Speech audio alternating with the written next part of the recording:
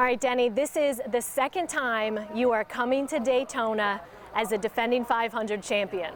Let's go back to that day last year. Wild finish, you take the checkered flag, JGR finishes 1, 2, 3, and then it's also on the heels just about a month from after JD Gibbs passed away. Can you even begin to explain the range of emotions that you guys felt that day? Yeah, I mean, it was all over the place for sure. I mean, you know, it was, even though that the Daytona 500s were both equal in importance to me, they were so very different in emotion. 2016 was just everyone going crazy, everyone was just so excited. And then we still had that same reaction when we won in 2019 last year, but then it's like I get out of the car and, you know, I'm hearing them in the radio saying, you know, we did it for JD, and I knew it was really important, and I saw the sticker. Yeah, so when I got out of the car and saw the sticker, it was it just reminded me that, you know, we were just a month away from, you know, JD's passing, and I knew it was really important to them. I saw Melissa and his kids out on pit road before the race, and I knew that, you know, there was a little bit of motivation for me to go out there and get it done again. Coach Gibbs just said in his Hall of Fame speech that it was the greatest victory he and his family had ever been a part of. Is it up there for you too? It definitely is. I mean, to hear someone that's been now in multiple Hall of Fames, to have all the accolades and championships that he has, to say that that was the most significant victory to him personally, puts it in perspective for me. It really makes me proud to be able to contribute to the success that he's had. Racing teams are family. NASCAR in itself is one big family, and that was no more evident than the lap 11 tribute that they had for JD in last year's race. What did that mean to you, to Coach Gibbs, and your entire team? Well, it was so special, and it's amazing the way things that work out. But, you know, I've always grown up driving a purple and white number 11. 11 was JD's number.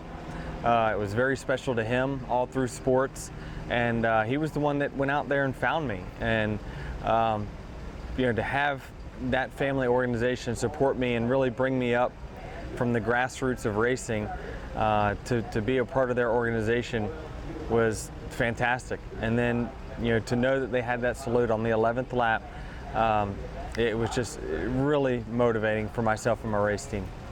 The Gibbs family is a special family. Coach Gibbs just seems like the guy you want to be your grandfather, the grandfather of your NASCAR team now. Can you share the story of when you were a kid and the first time that you met Coach Gibbs? Yeah, I'll never forget. My mom always used to take me to different autograph sessions all around Virginia anytime the drivers would come into town. So we had a list on a piece of paper of all the driver appearances, and she says, well, we can't hit them all, so pick the ones that you want.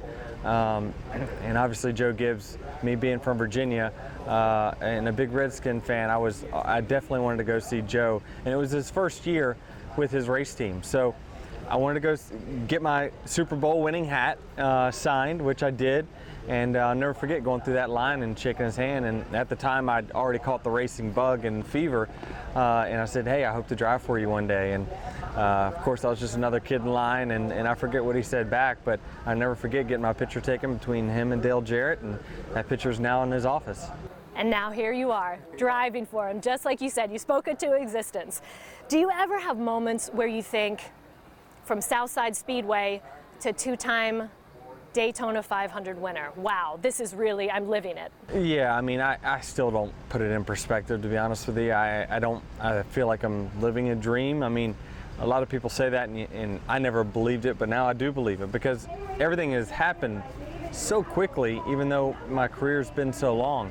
I never would have dreamed I would have made it to the Cup Series, much less won all the races and big races that I have. So I thank my lucky stars every day that I'm in the opportunity that I am, and partnered with a great company like FedEx that's been with me my whole career. It's just been a great ride, and I never take anything for granted. Talking about some of the accolades, I mean, last year was just an incredible year for you. Just the Daytona 500 win really set the tone for an incredible season. You had 6 Cup wins, a career-high 19 top 5 finishes, nearly won it all. I mean, when you go into a new season How do you set your goals, and especially on the heels of a season like that, aside from winning it all, of course? Right. I mean, I think that, we accomplished all the goals that we wanted to last year. Obviously, we won a few more races than what we expected, but we made it to the Final Four, and that was our goal, is that if we make it to Homestead or the final race with a chance to win the championship, we have to consider our year a success. Now, anything can happen in one race.